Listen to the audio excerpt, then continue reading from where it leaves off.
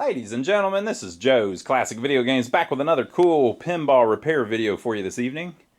We have been working on this Allied Leisure's cocktail pinball machine called Hearts Spades. Now you might think it's called Hearts and Spades, but you'd be wrong. It's called Hearts Spades. There's no and. It's weird, but that's what they went with. So this is a Heart Spades, and we did a video on it where we basically got it out of retirement. I was going to say cleaned it off. We haven't cleaned anything yet. We rebuilt the power supply, checked voltages, and then to our surprise, the thing actually booted and is up and running right now. Now it still needs a lot of work, and we think the board might have a problem, or if not, there's a switch stuck or something like that. Whenever you start it, it just starts scoring. So either there's a switch stuck or there is a problem on the board where one of the switch inputs is screwed up, which that'll suck, but we're going to be able to fix it. But what we're going to do today is mess with the playfield a little bit. And the first thing we're going to do is we've got to mess with these flippers. Now, the flippers are a problem. They are proprietary. Most of this stuff is proprietary. So this is the only system that use these, and they mount completely different, and they're even a little longer than the ones that Bally used, Williams used, and Gottlieb used. So if you're working on one of those, or pretty much any other machine, a Sonic or just anything, a Russell, they all use kind of the same type of flipper bats at least, right? But on this one, it appears that they're slightly longer than the ones that they use on a standard pinball machine. So we are going to, since the one flipper unit is missing, this stuff's kind of unobtainium. So we're going to swap in some kind of other company's flipper assemblies so that we can play the thing. Because if you don't have flippers, the game ain't much fun. So let me lift up the playfield and I'll show you what we're working with and then what we're going to attempt to do. So here is the underside where the flippers mount, and unfortunately one of them's missing. So this is the Allied Leisure's flipper assembly. Nobody makes these because these games aren't really popular and they didn't make a ton of them, and it's just that nobody really makes much reproduction. There are a few guys that are 3D printing like some of the parts, but nobody's making like the bracket assembly and everything, which is what we have that's missing. And nobody's making the flipper bats, and we're just in trouble on that. So I do have the coil hanging here. Coils usually you can get because they make, I guess I shouldn't be grabbing it like that. One of the wires is disconnected. There it is. Usually you can get a coil for something. This one, the sleeve is still moving. Yes, it'll be fine. That looks to me like it's the same size as a Bally coil. And then they have replaced it over here. But here's the thing. It appears that these don't move anywhere near as strongly as a traditional pinball machine because it's a cocktail and it's not as long and it doesn't even have as much of an angle on it, right? Or it doesn't appear to. So if you look, it says 17 ohm and it says 2.7 ohm. The 2.7 ohm is basically the actual flipping part of it. You don't want a Bally though. I think it's about like that. It's about 2.7 ohms on a Bally. But anyway, whatever. We're going to use these coils that are already on it if they'll fit on Bally mechs. So I have a couple mechs here. This is a Williams pinball mech. And then this is a Bally pinball mech. You can get everything for these. So you can get the coil stop, you can get the bushings, you can get the bats, you can get the switch, no problem. Same thing with the Williams. You can get everything for them. You can buy this brand new just like this. I don't know if anybody makes the Bally's, but probably. But they definitely make the Williams. The only reason I don't think we're going to use this one is because it's a little big.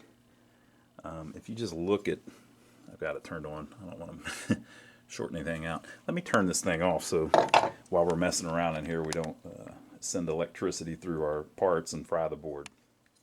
So if you look at this Williams assembly, you can see the bushing right there that the shaft goes through for the flipper, and you can see over here there's a similar thing. That's because you can reverse this. You can put it here or there. You know, I say that, but I don't actually, you can't, because the way this is bent up. Yeah, this is a different type, but anyway, you get the whole point. Either way, I got a bunch of these, so I got them both ways. So we could mount that.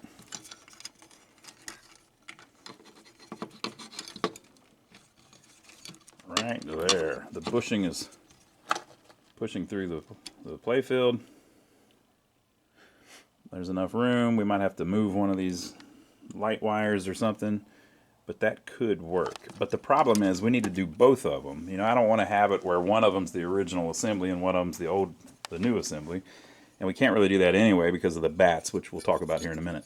And so this one, it would be like this, but basically the opposite. This would be here instead of here.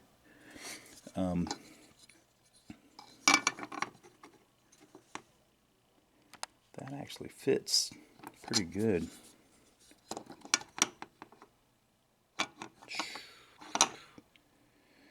I don't know. Let's look at the Bally's. I've got a lot more parts for the Bally's. So now these really are reversible. If you look, this can be mounted there. This can be mounted here. The coil stop that goes here could be there. The bushing that goes there could be there, and then this piece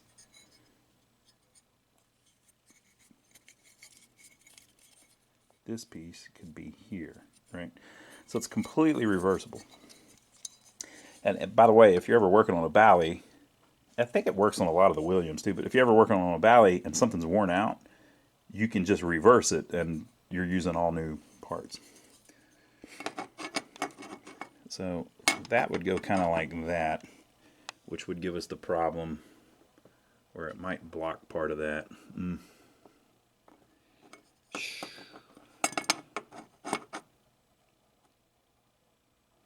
Now what Bally would do sometimes, ooh, you could mount it like that and get creative with it. Because it doesn't matter really how this is, it works the same if it's pulling from the same side, right? You just would rotate, the bat would be mounted in there at a different angle on the playfield. So that could actually work pretty good. Just put it right there. Got plenty of room. Yeah, so maybe we'll do that. And that keeps it away from that center thing. Now let's see if it's going to fit on the other side. On this side,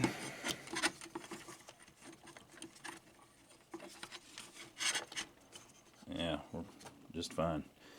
Yeah, I think we'll do that. We'll go with Bally's. We do have to jump that wire, but I think it would be fine. Okay, so we're going to put Bally's in it. So what I want to do is, I want to compare. Ooh, that's loud. Ooh, that makes a strange noise. I want to compare a traditional flipper bat to that flipper bat. I think that one's longer, just looking at it. Okay, so this is a Williams flipper bat. You can even see the logo on it.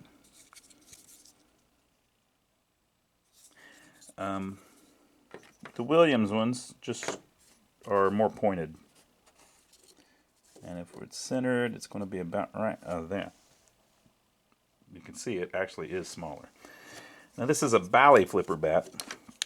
It actually is the same length,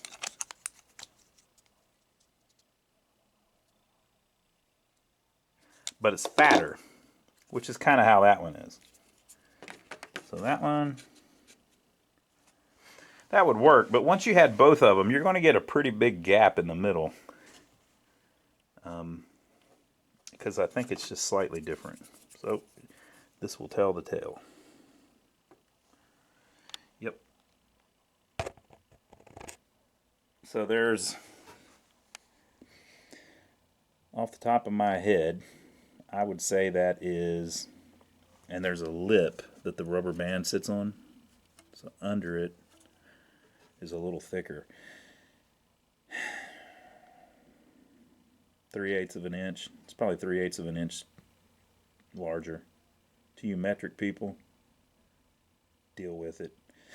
Okay, so if we put the Bally assemblies in, we're going to have to put the Bally flipper bats in, or the William. You could do either one, but you can't put that one in because it doesn't mount the same, and I've only got one. So I'm going to take that one out and get a good gander at it. So there is the flipper bat. It just sounds just made so different. It's just the whole thing's nylon. And this is the flipper pawl. Completely different setup than what we're going to go with. I've heard these break. There's a gentleman on Pinside that's making these more beefy in case they break.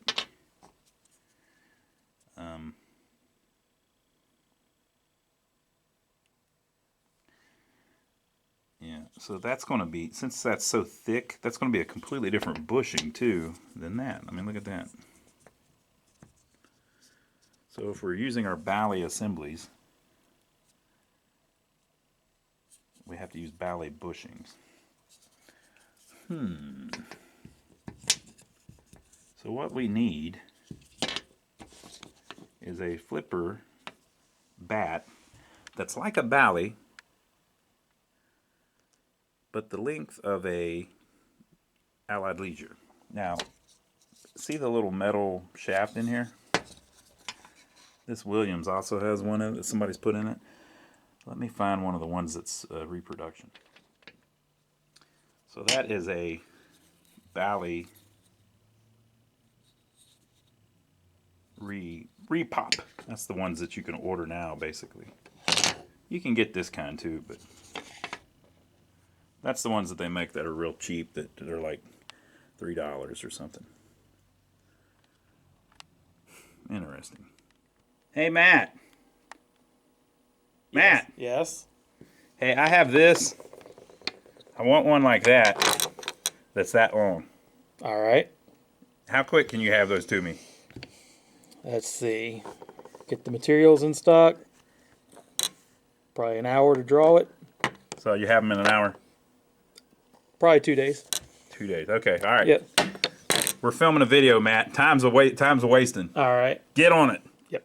All right. So Matt's going to try to actually 3D print, one of these bats that we can put this shaft in. You can buy these brand new. So a bat like this that we can put this shaft in off of one of these that we break, that's that long. That'll fix that whole problem, man. What do you think? We'll try it. We'll see if we can pull it off. All right, so you can see on the one that was in here that the bearing has broke right there. So I'm going to go ahead and take this out, and then like I said, we'll mount the one Bally there, and we'll mount the other Bally there, and it won't matter because when it twists, as long as it's pulling the right direction. Think about it. It is what it is, people. If the flipper pawl is over here and it's pulling like this, it's going to make the shaft on the front of the playfield flip, right? If the flipper pawl is over here and it's pulling like this, it's going to make the shaft on the playfield flip backwards. So as long as you have it on the plunger on the right side, the correct side, and it's backwards for that, it will do what it's supposed to do. So I'm going to go ahead and take this. I'm going to get my watch. I better take my watch off. Telling me it's a woman's. Wait till I get my watch off. It's not a woman's watch. It's a guy's watch.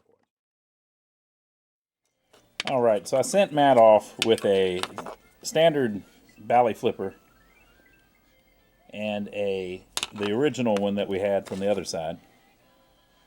And he just came back in. And look what he did.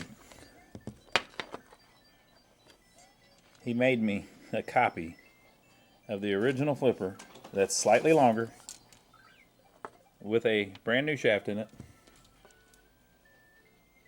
Completely solved the problem with the 3D printer. That's pretty good, Matt. So there's the original one. Now, this one is made out of nylon.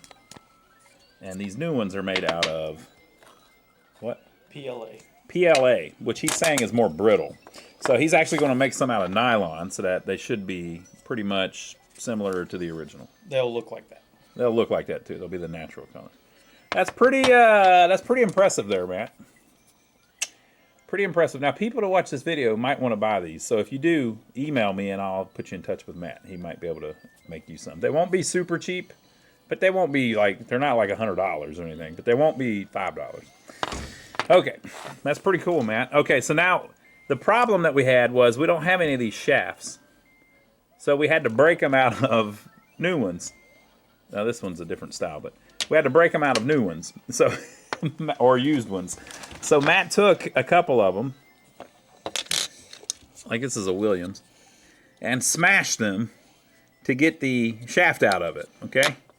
So he has one here that he has pulled out of one of these used ones or a new one. Now, the problem is you need to mount it in the PLA? Yeah, or nylon. Nylon. Yeah. You need to mount it in there, and it's got to be straight. You know, it's got to be 45 or 90 all the way around. So that whenever it sits in the bushing on the Bally flipper mechs, these, by the way, would also fit right in the Williams flipper mechs or the Gottlieb flipper mechs. They just won't fit in this one because the original one is thicker. Okay, but these would work if you have one of these machines that has Gottlieb, Bally, or Williams flippers, or Chicago coin, anything. It's just a standard flipper now. It's just slightly longer. And so we stretched a normal-sized flipper ring over it, too. Okay, so the problem is you have to get that shaft in there. So the way he has done this is he printed them with a hole, with a chamfered edge there, chamfered edge. And then he has made this little jig. He printed up a jig, as if he's a machinist, where he can mount the shaft in this little holder. Yep. Right? But it won't go in. Why won't it go in, Matt? Because I have to heat this up past the melting point of this material. And then it's heat set, and it will never come out again after that. All right. Well, we're going to do one here and show you. So we'll heat it up, and then we'll show you how that happens. All right, Matt's going to do it. Go for it, Matt. We're playing with fire, folks. Don't do this at home.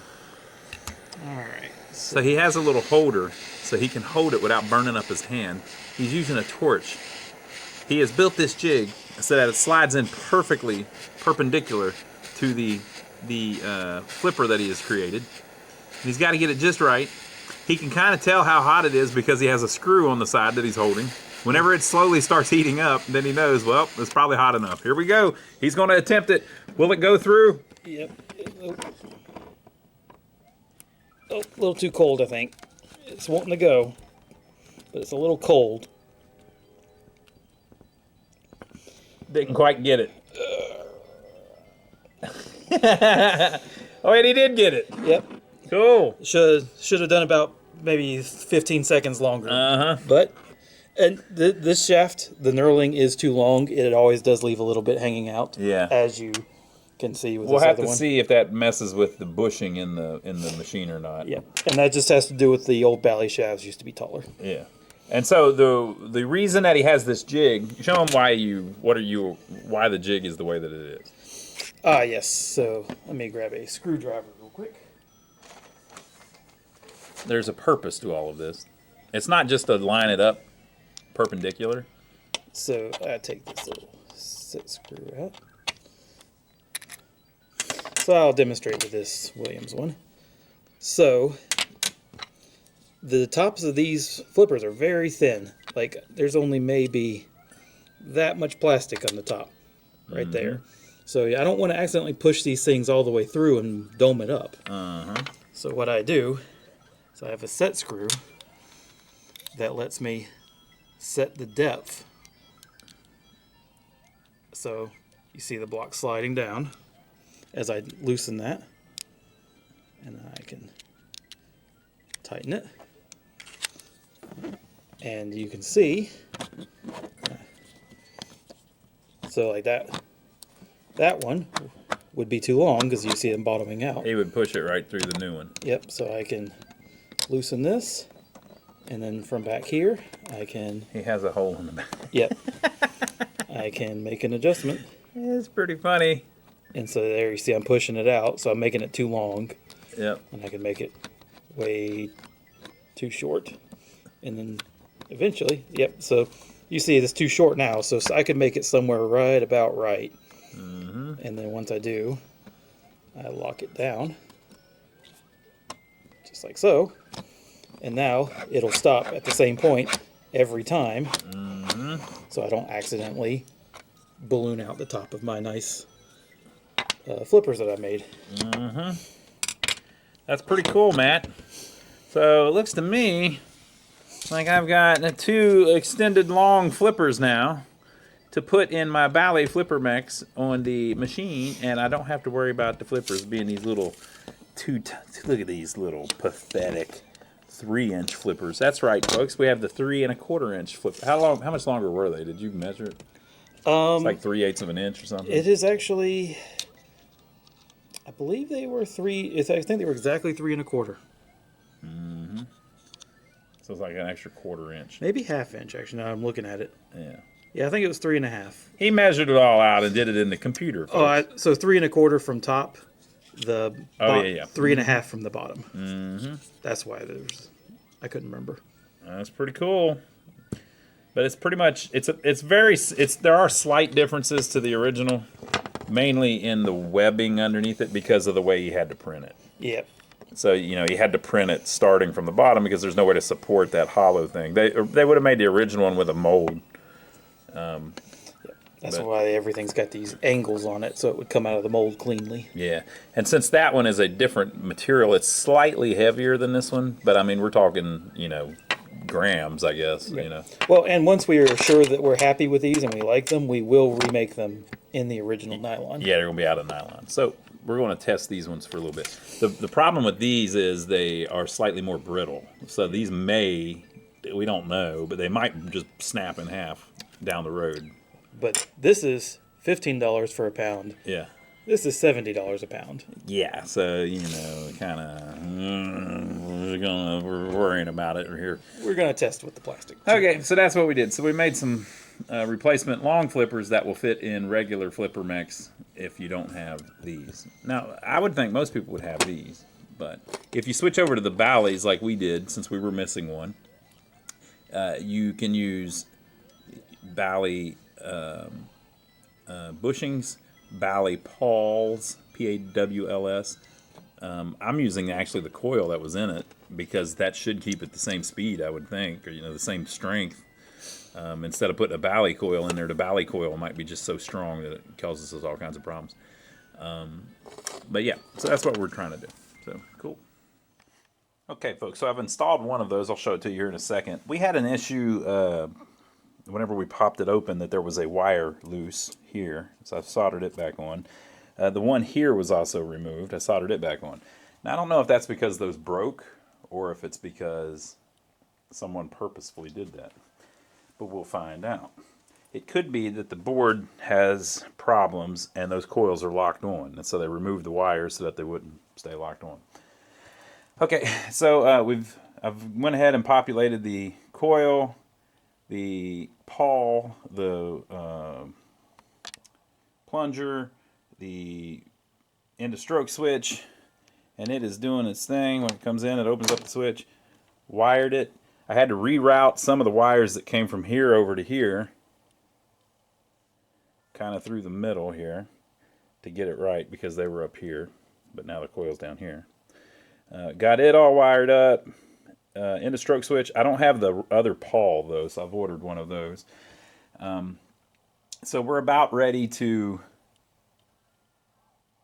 see if she'll flip. Now again, if those coils are locked on, we're going to be in trouble. And I know we've got a switch locked on. So that's that. But what can I do? Let me show you on the front. I didn't get it. I may have to readjust it. It may be a little bit too high. Yeah, it might be that it's supposed to be down a little lower. If you look, it doesn't line up with the art, but I don't know if I want them down that low. And we haven't replaced any of the rubber rings or anything on the playfield yet, so we've still got that to mess with. But I'm going to go ahead and lay the playfield down. We'll plug it in, and we'll just see if we can get the flipper to work. Or if it's all going to catch on fire and it's a horrible idea.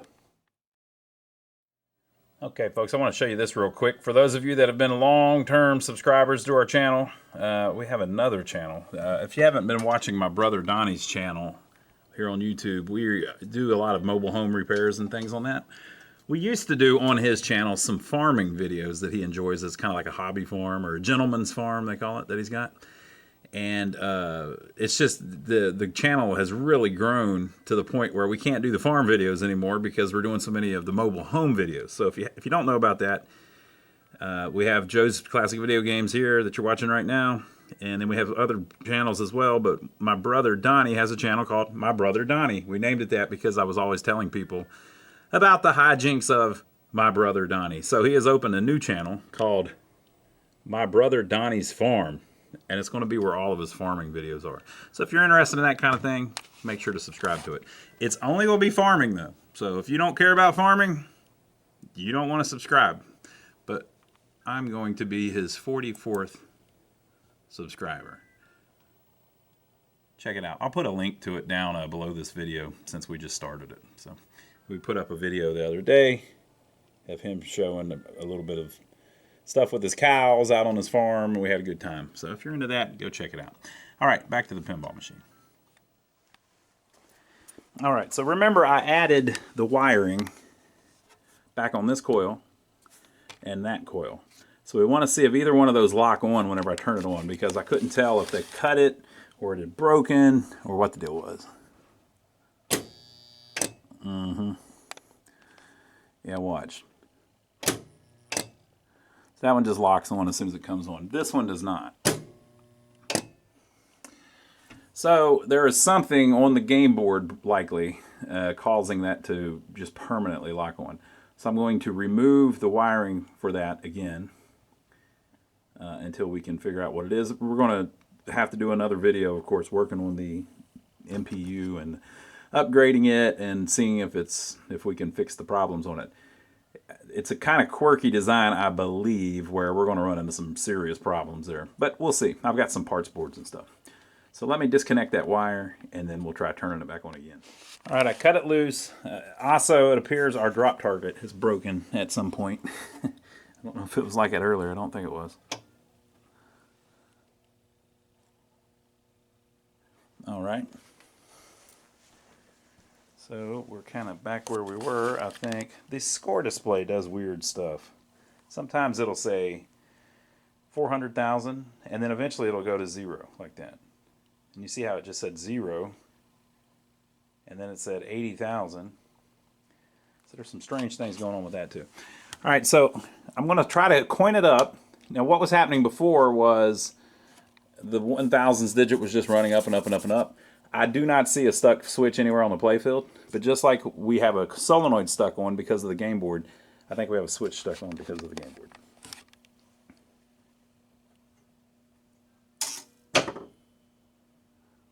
Okay, so that does not start the game because they have set it up to where it needs 2 credits. So it's going to start scoring after this.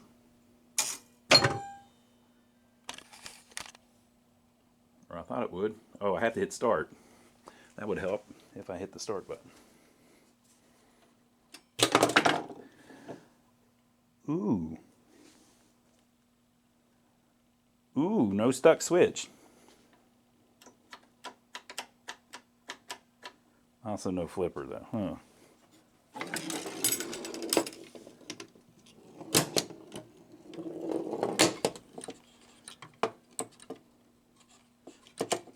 So nothing is scoring. It did kick the ball out, but our flippers are not doing anything.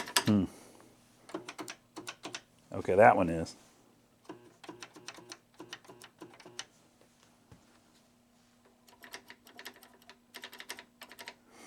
All right, so we've only got the bat on this side. For whatever reason, the coil is not working. Must be something wired wrong. That one's trying. All right, it's a bad connection on one of the wires. There it is, its first flip and its second flip. Looks like they're going to be plenty strong for this little tiny playfield. It's staying on ball and play 1. It must know that the ball fell down here, so that switch is working, but none of the other switches seem to be working. Possibly because one's stuck or something. So we still got lots of stuff to do to it. Let me show you on the schematics real quick why this is an issue on this particular game. Okay, so here are the schematics of the main board. It's very old-timey. You were talking late 70s, you know, 76, 77, 78, stuff like that. And it features these 6520 chips, which are the same as the 6821 PIA peripheral interface adapter chip. And they just kind of connect to the outputs and inputs, so lamps, coils, and switches. And on the early versions of these boards, see these diodes here? They didn't have the diodes. So you end up with a problem where if a switch gets like extra voltage to it or something happens, it goes back and fries the connected PIA chip. Now it also uses a 6530 chip, which is unobtainium. You can't get those. I've got some extras from a parts board. But those 6530s, if it's fried one of those, you're in trouble. But I think it might just be the PIAs. But anyway, there's different versions of the board that are better to use than others. Unfortunately, we have the worst version of the board in ours. But let me show you another thing that we're going to be using to repair it. So this is the website flippers.com, run by John Robertson. He basically has done all kinds of work on tons of different pinball stuff and came up with all kinds of repair information on them. And he has one page here of all of the information that he's amassed over the years about these boards. So it's a lot of stuff about what the problems are, how you can fix it, things like that. And you can see that he's been putting pictures up online about this for 15 years. Longer than that, really, but so he tells you a lot about how to repair it. And then he also offers, let me show you this. You can buy this board to replace those 3 hard to find chips, the 6530s. So he was able to develop that, so that's awesome. So worst case scenario, we can do something like that, but hopefully we can fix it. But we'll have to get into that on another video. So that's that, folks. I've ordered some parts, and we've got to dig into that MPU next time and test some stuff and just figure out what our issues are and why we have a coil locked on, for instance, and why we have, it seems like none of the switches working now whenever one was stuck on. That sure sounds like a PIA chip has died.